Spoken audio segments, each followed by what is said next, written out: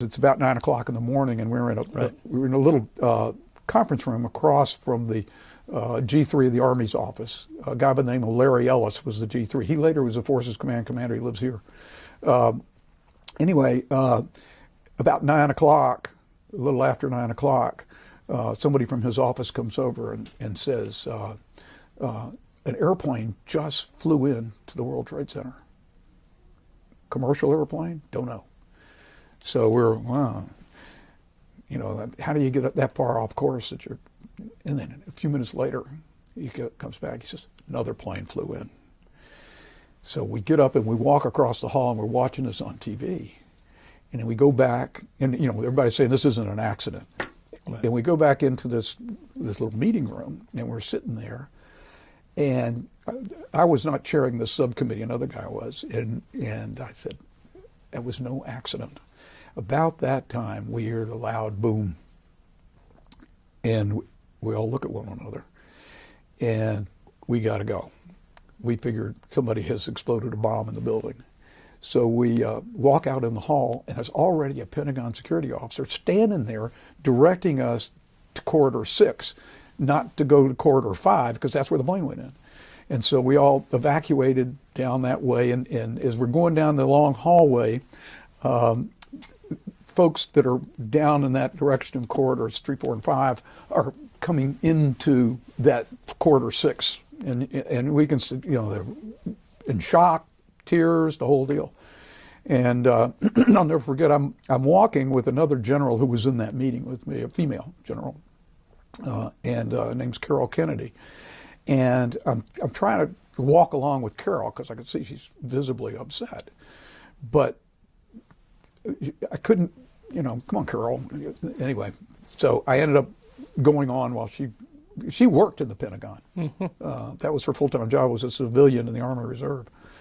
And in the middle of the Pentagon, if you've been there, you know what I'm talking about, it's a park. Right. You know, people go there and have lunch, they got a little lunch stand. And that was the first time I could see outside. And all I could see was billows of a yellowish white smoke. Still don't know that it's an airplane, still think it's a bomb. There's a loudspeaker system in the Pentagon. The Pentagon is no longer secure. Head for an exit immediately. And I'm sure that's the only time that announcement has ever been made since World War II. And I had my cell phone, and I'm trying to call my wife, and I figured, well, it doesn't work in the building. And I get to the escalators that take you up to the south parking lot, and I know there are telephones there, and you got to. And they've already shut down. That used to be that the metro system came into the Pentagon. And you got out, you went up the escalator, and you were in the Pentagon. There were no trains running in there. I was thinking, I can just get on that train. I can go back to Crystal City, to Arlington, right, and go to that Crown Plaza.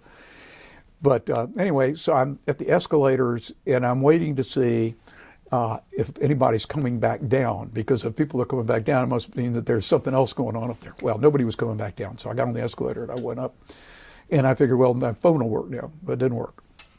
So there were a bank of telephone booths, and I went in the telephone booth, and I was going to call. The only 800 number I had was my headquarters in Little Rock, and I couldn't make the call.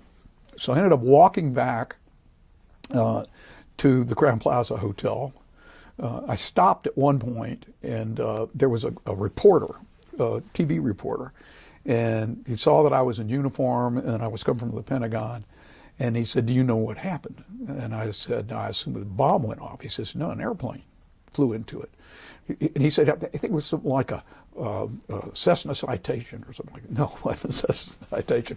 But anyway, made my way back to the Crown Plaza, and people were all huddled around the TV in the bar. And there was a guy named Ralph Shaw, who was a civilian who worked in the Army Reserve Office. And I made some comment. I don't know how we got off on the subject of Tim Maude, but I mentioned that I saw Tony Taguba yesterday with Tim Maude. And he said, "He's dead." I said, "Who's dead?" He said, "Tim Maude. Airplane flew in his window." And I was stunned. And the other thing was, is Tony Taguba and I had a conversation later on. He says, I was in his office, and I excused myself to go to the bathroom, and that's when the plane hit. So it's very, very strange. It was a difficult time. I was able finally to get through to my office in Little Rock, and they called my wife.